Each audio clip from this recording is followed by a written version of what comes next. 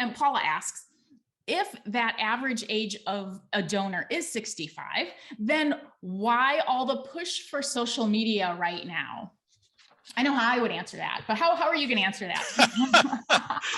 Yeah, I'd like my question to her is who's doing the pushing? Because the push for social media, it's very important because we have this new channel and it's a very well developed channel, and it is a channel where you actually can sometimes with certain causes raise an unbelievable amount of money if you know what you're doing. I've studied that. Actually, I went to Australia to learn how to do it. And you're talking, first of all, there are a couple of presumptions built into that question, I think, that need to be unpacked. One is that you're thinking, let's say people in their prime giving years, 55 and older, are not using social media. Well, that's not true. Actually, the heaviest users of social media are baby boomers. And they're doing all sorts of stuff, checking up on the grandkids, getting back into things. That was an activist generation. Then they went away, made their money, and now they're back. And now the world's going to hell in a handbasket in the environment, and they want to get back in. So, the new environmental movement has two tiers. It has a lot of the leadership is quite young, but a lot of the supporting base is quite old. And they're trying to, I don't know what they're trying to do, but it's all very personal, but they just have a feeling for it. Anyway, neither here nor there. Social media. Can you raise money on social media? Well, yes, you can. I include lots of examples of social media and emails in my shows now, and I have for 10 years, because you've got to be competent in both print and digital.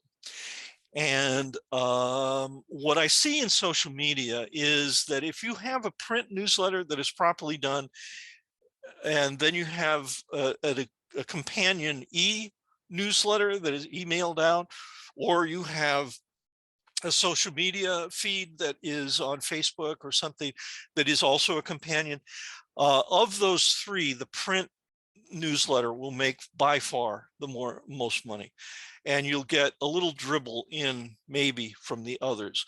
What I often see with social media is the people doing the writing are not trained in sales, and they do not make offers enough, and so there's no reason for me to respond. I mean, I may enjoy it, particularly if it's visual, and I'm looking at some great photo or some interesting photo, and but if there's no call to action, it's dead.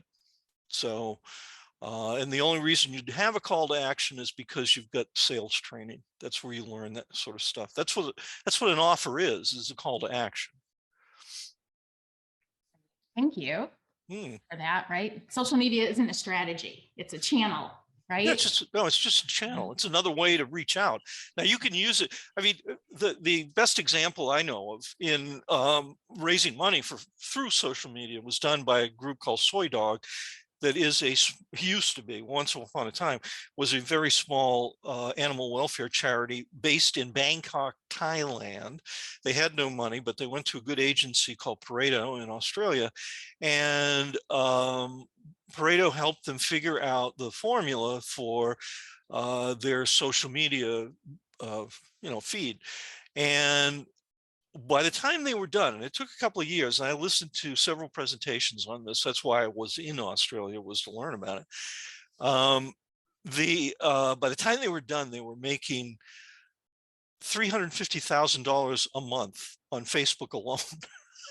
And it was all, if you put in X amount, you'd get Y amount. If you put in $1, you'd get $7. And so you can buy your feed, and that's what they're doing. They're just putting in $1 and $7 would come back. And they it was just crazy. And the money wasn't coming from Bangkok or Thailand. It was coming from people in Australia, the UK. Their donor profile was female 45 and older was typical for them. Fantastic. Yeah, I know. I love that story. Yeah, it's a good one.